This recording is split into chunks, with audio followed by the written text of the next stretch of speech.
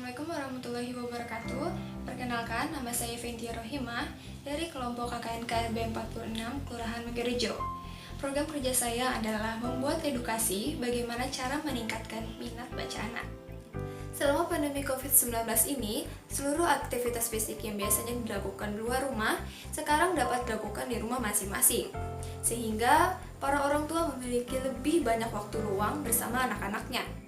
Untuk memanfaatkan waktu luang ini, orang tua bisa mengajak anak membaca untuk meningkatkan kebiasaan gemar membaca agar wawasan anak lebih luas. Kenapa harus membaca? Karena membaca itu sangat penting untuk anak-anak. Dengan membaca, anak dapat menambah kosakata, meningkatkan keterampilan komunikasi, melatih kemampuan berpikir logis, melatih konsentrasi, mengembangkan imajinasi dan kreativitas, membangun hubungan erat orang tua dan anak, membentuk pola perilaku dan nilai sosial, meningkatkan prestasi akademik, menumbuhkan minat membaca, dan menumbuhkan kebiasaan membaca. Membaca harus menjadi proses yang menyenangkan bagi anak. Peran orang tua adalah membuat anak senang membaca hingga menumbuhkan kecintaan pada buku. Bagaimana sih caranya?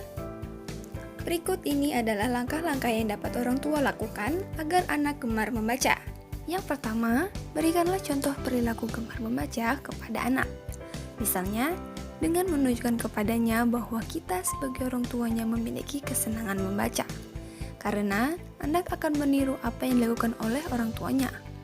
Lakukanlah sebisa mungkin setiap harinya, walau hanya 1 jam, agar anak mudah mengingat dan memahami apa yang telah dibacanya.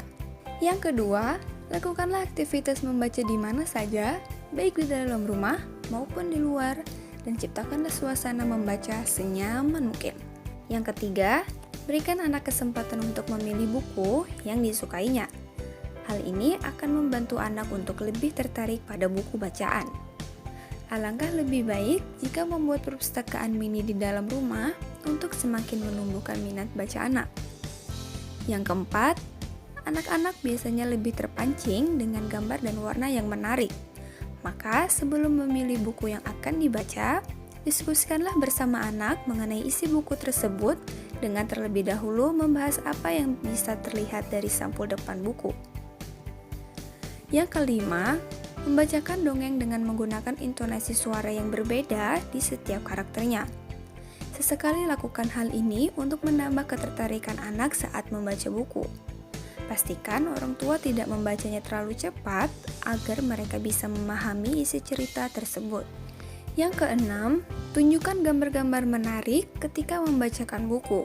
Karena gambar tidak hanya akan membuat anak lebih terpaku dengan isi buku, namun juga membantu mereka untuk memahami perilaku tokoh-tokohnya dan jalan ceritanya.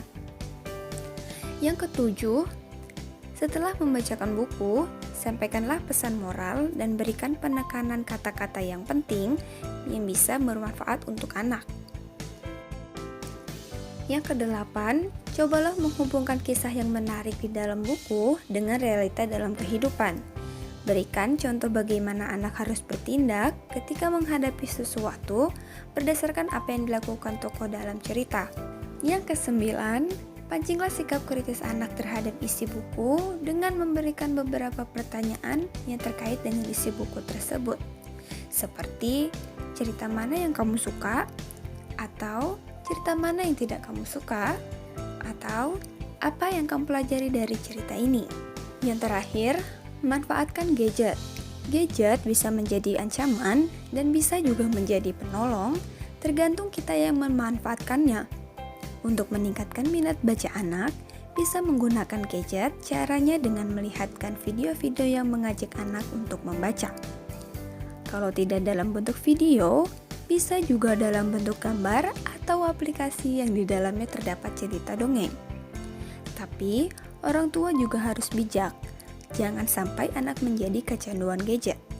Orang tua juga harus punya aturan kapan anak boleh bermain gadget dan kapan harus lepas dari gadget. Nah, sekarang orang tua bisa paham ya betapa pentingnya peran orang tua dalam meningkatkan minat baca anak. Jangan lupa untuk menerapkannya ya di rumah.